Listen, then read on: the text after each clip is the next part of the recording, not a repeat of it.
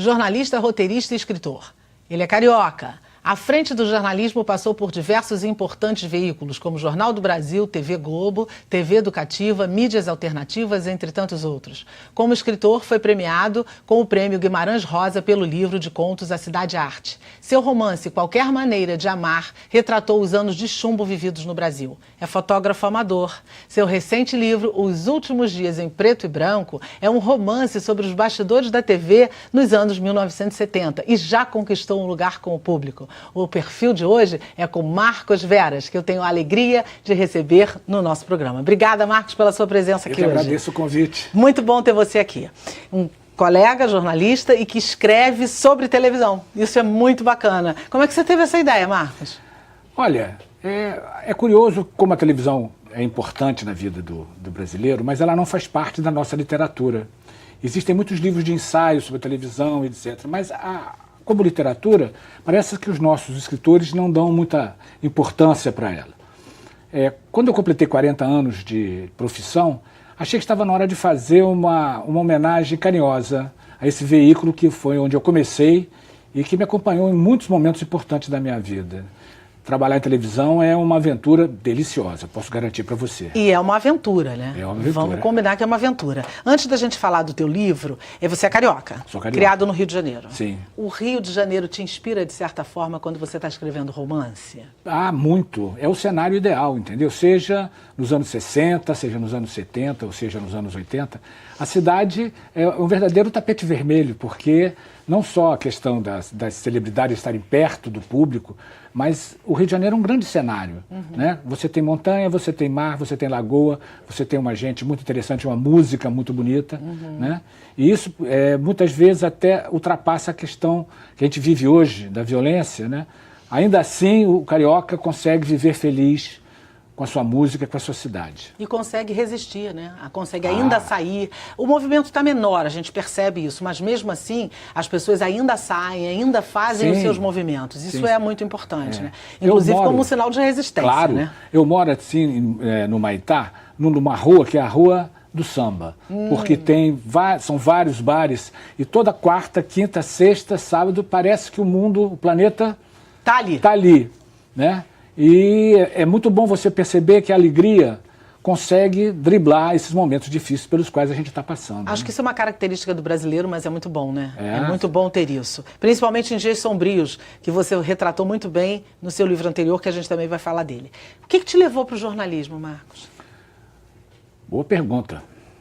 Eu não comecei no jornalismo. Na verdade, eu comecei fazendo cinema, 1971, 72, escrevendo pequenos roteiros para pequenos curtas. E o que me levou para o jornalismo, na verdade, foi a música. A música, porque eu tinha 22, 23 anos e era muito apaixonado pela música. Eu tocava violão, eu estudava, eu cantava. E, de repente, abri uma vaga na Editora Bloch, na revista Desfile, na antiga revista Desfile, para uma página de discos. E não havia ninguém que pudesse fazer aquilo. Eu conheci uma pessoa, falei, vem cá, você não quer escrever sobre discos e tal? Então, mensalmente eu fazia aquela coluna. E foi isso que foi me levando, aos poucos, para o jornalismo. Eu não me formei em jornalismo, eu estudei história, na verdade, né? E só mais tarde que eu fui conseguir o meu registro profissional. Mas foi a música. E no próprio Jornal do Brasil, muitos anos mais tarde, eu passei a assinar a coluna de música também, a fazer críticas e parte de discos e tal. Foi a música. Que tipo de música você gosta? A boa. Que seria? A música popular brasileira dos anos 60, 70 e 80, ela é riquíssima, riquíssima. Mas quando eu comecei a trabalhar em televisão, logo depois desse período do cinema, eu fui ser assistente de produção do Concertos para a Juventude. Sim, da TV Globo. Entrava de manhã, depois da Santa Missa, em seu lar no domingo. O meu avô ouvia todos os domingos, todos, e fazia a gente ouvir com ele. Né? E aquilo foi muito bom. Foram 2 anos que eu fiquei ali e eu tive uma verdadeira formação em música clássica. Vivi algumas aventuras muito divertidas também, porque as gravações aconteciam no velho Teatro Fênix, que hoje não existe mais, né? Mas o programa não era ao vivo, a gente gravava, editava e ele subia para o ar uma semana depois ou 2 semanas depois. Eu me lembro de uma história muito gostosa Porque um dos personagens da música clássica é aquele rapaz que senta do lado do pianista para girar as páginas para ele. Isso. Um dia houve uma gravação com a Orquestra Sinfônica Nacional, se eu não me engano, e o pianista era o Edson Elias. E o rapaz das páginas não foi, estava doente, não apareceu. Aí me falou assim, Veras, o diretor, vai lá. Eu falei, mas eu não leio. Não, você vai lá porque alguém precisa girar a página para ele. Eu falei, isso não vai dar certo, porque eu não leio música. Aí sentei do lado dele e o pianista falou, não, fica tranquilo, que quando for para virar, eu cutuco o teu pé embaixo, né? E aí começou o concerto. Quando começou o concerto, eu fiquei inebriado, porque eu estava dentro da orquestra com aqueles violinos. Aí eu me desliguei. Claro que chegou na hora, não virei a página, levei um chute. Vira! Tive que virar depressa. Quando acabou o concerto, falei, olha, chamei outro. Eu não tenho espírito, porque eu vou derrubar essa pauta. Não tenho condições emocionais de ficar no meio de uma orquestra, que deve ser uma experiência ímpar, né? Ah, sim. Nossa, a gente que não está no meio da orquestra se emociona, não, imagina lá. É uma coisa incrível, porque penetra pelos poros a música, né? Isso é incrível. Que música você mais gosta de ouvir, por exemplo? É música popular brasileira? Eu tenho um ouvido bem eclético, assim, né? Lá em casa, a minha mulher e a minha filha também são fascinadas com música. Então a gente ouve bastante, hoje a gente ouve mais a música latina, né?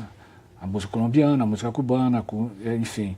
A gente ouve muito a música pop americana boa, né? A gente gosta muito de ouvir Quincy Jones, a gente gosta muito de orquestração, né?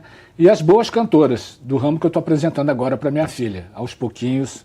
Olha aqui, ó. Aretha Franklin, olha aqui, Ella Fitzgerald, olha aqui, sabe? Aos pouquinhos a gente vai fazendo. Só gente fera também.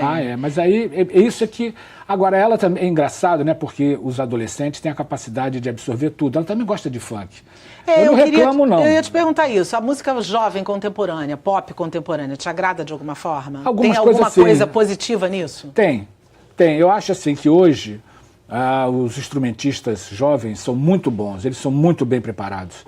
Os guitarristas, os pianistas, os baixistas, sabe?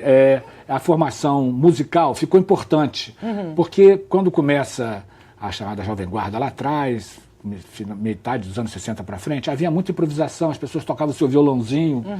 Não existe mais isso. Hoje os jovens são muito bons músicos. E isso dá uma qualidade muito grande ao que está sendo feito, principalmente ao vivo. É verdade. Eu acho que a juventude está se preparando em todos os sentidos. Você vê que o teatro musical brasileiro hoje é um celeiro de gente boa. Sim, São jovens que cantam, representam, tocam e fazem com competência. É verdade. Independente do estilo, você pode gostar ou não, mas eles são bem mais... Estão se preparando com mais seriedade, né? Até amadoristicamente já não tem mais muita coisa. Não. Agora, se você não está bem preparado, a concorrência é muito grande. É verdade. Né? A concorrência é muito grande. Você, com a facilitação dos meios de comunicação, porque as coisas que vêm de fora, as pessoas também podem medir o seu desempenho. Falar, olha, eu quero fazer aquilo, eu quero... Então tem que estudar mais, treinar mais, ensaiar mais, se preparar mais. Isso é ótimo. Eu também acho. Mídia social, você acha que contribui, que ajuda essa história da tecnologia hoje, por exemplo, com o jornalismo? Hoje a notícia é tempo real. Agora você sabe o que acontece agora. A pessoa aconteceu ontem, lançou uma música, o mundo pode ouvir essa música.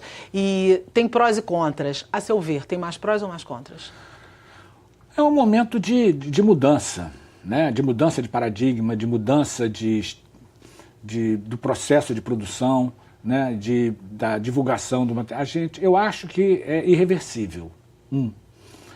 Se é bom, ou se tem pontos, se os pontos positivos são maiores que os negativos, a gente vai saber um pouco mais à frente. Mas eu acho assim inegável que a digitalização de tudo abriu as portas para um grande contingente de pessoas que não conseguia chegar aos estúdios para fazer a sua música, por exemplo. Hoje as pessoas podem ter seu pequeno estúdio dentro de casa com excelente qualidade. Aumentou a produção.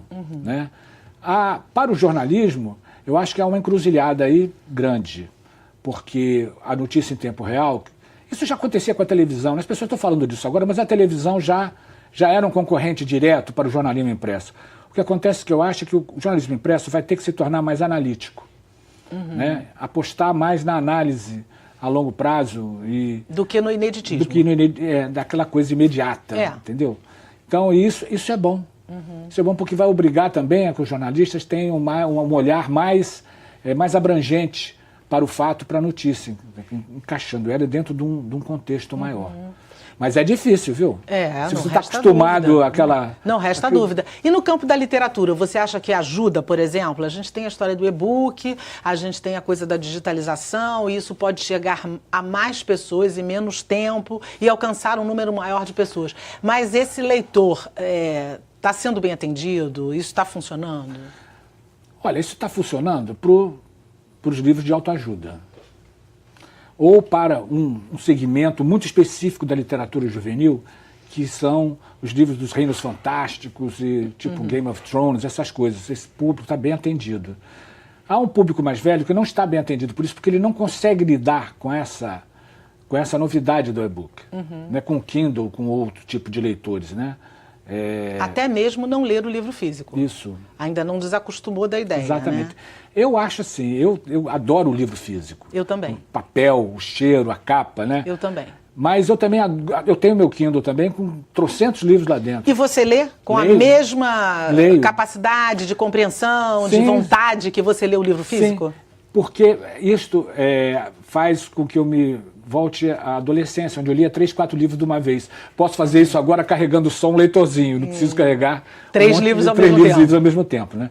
Tem essa questão. Outra questão é assim, eu, por exemplo, eu me formei em espanhol e adoro a literatura latina e a ibero-americana. E é muito fácil, como você tem os dicionários todos dentro do leitor, se você tem uma dúvida, você aperta um botãozinho, vai e volta. Eu não preciso ter 2, 3 dicionários. Né? E você salva aquilo, você... É muito, como instrumento é ótimo, né? E para ler na cama é melhor ainda, porque você não precisa nem fazer força, você só encosta no travesseiro e segue a leitura. Segue a leitura. De fato, esse é o lado bem positivo do negócio. É menos artesanal, né? Do que a gente virar a página. Eu ainda gosto de livro físico e ainda marco o meu livro todo, né? Os meus livros são todos marcados. Eu ainda tenho essa onda, mas a gente pode marcar também no digital. Você corre o dedo assim, vai verdade. Marcando. Vai mais rápido ainda, né?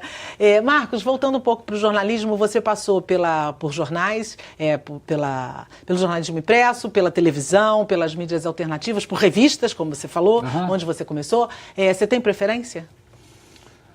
Não, porque cada mídia dessa foi num determinado momento da minha vida que eu estava ligado nela. Eu estava, né, aquilo... A preferência, se você dissesse, a televisão me fala muito ao coração por tudo que eu vivi lá dentro, né?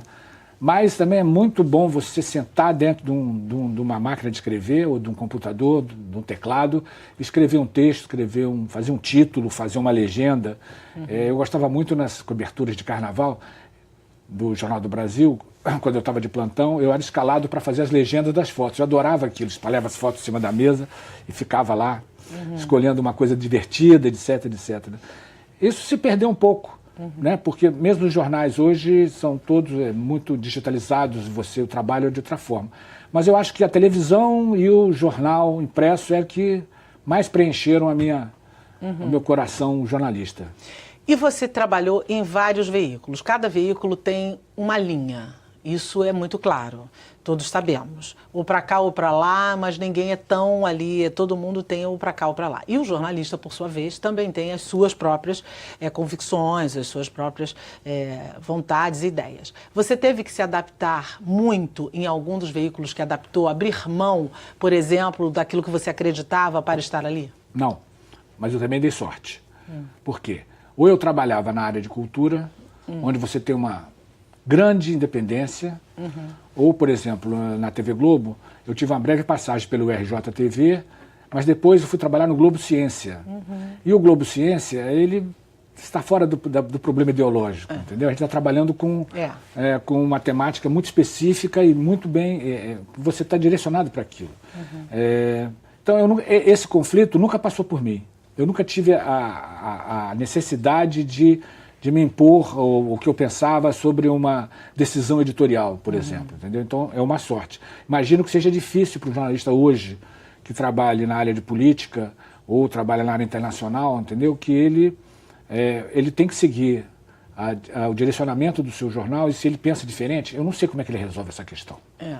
Embora a gente saiba que a pessoa ali está representando um veículo, não é o que ela não está Exatamente. dizendo o que ela acredita, naquilo que ela crê, naquilo que ela professa. Ela está a serviço de uma emissora, enfim.